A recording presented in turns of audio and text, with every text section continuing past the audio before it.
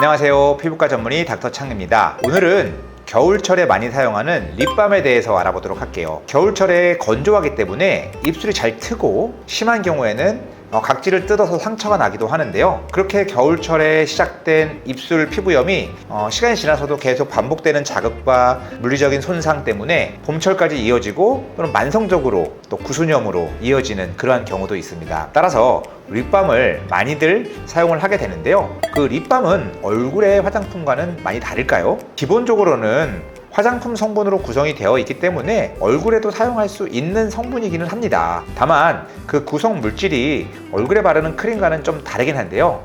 여러분들 립밤 사용해 보신 분들은 알겠지만 얼굴에 바르는 크림보다는 좀 단단하게 좀 더 고형 물질로 좀 피부를 덮어주는 그러한 물질이잖아요. 대표적으로 미네랄 오일이나 다양한 왁스 성분들, 파라핀이나 페트롤라톤 같은 바세린 성분, 이러한 것들이 주로 사용이 돼서 입술과 같이 약한 피부 또는 손상된 피부, 건조한 피부를 밀폐제 성분으로 덮어서 보호해주는 역할을 하게 됩니다.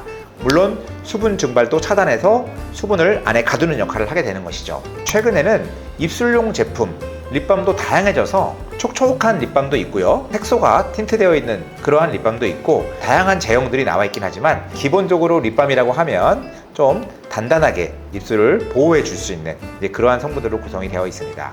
그럼 겨울철에 꼭 립밤을 발라야만 되는 것인지 물어보는 분들이 있습니다. 립밤이 필수적인 것은 아닙니다. 얼굴에 바르는 크림을 입술에 같이 사용해도 전혀 상관이 없습니다.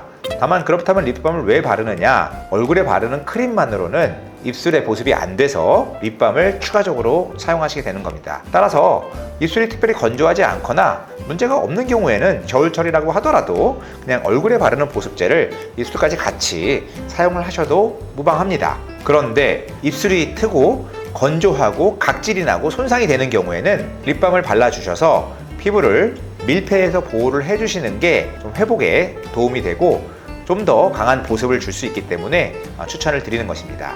다만 립밤을 사용할 때 좀 주의해야 할 것이 있는데요. 아무래도 손상된 입술에 바르는 것이기 때문에 립밤에 들어간 성분들이 자극이 되면 안 되겠죠.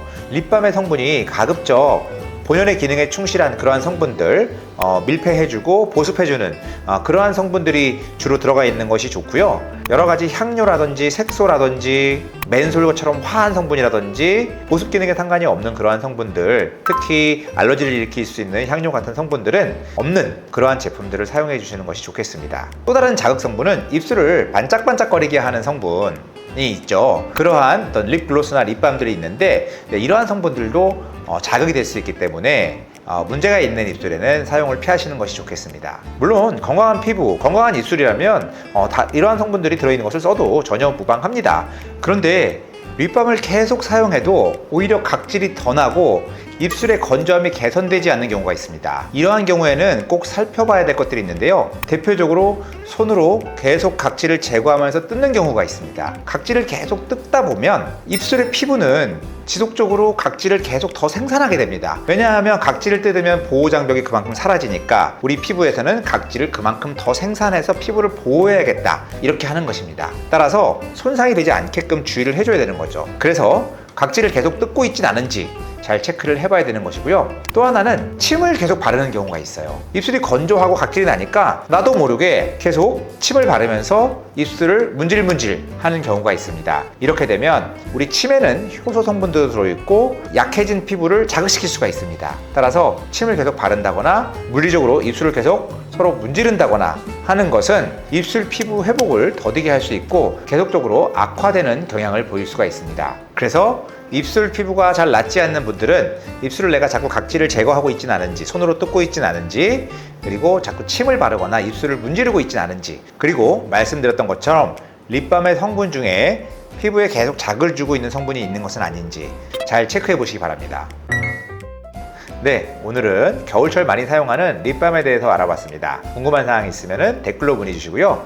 이상 피부과 전문의 닥터 창이었습니다.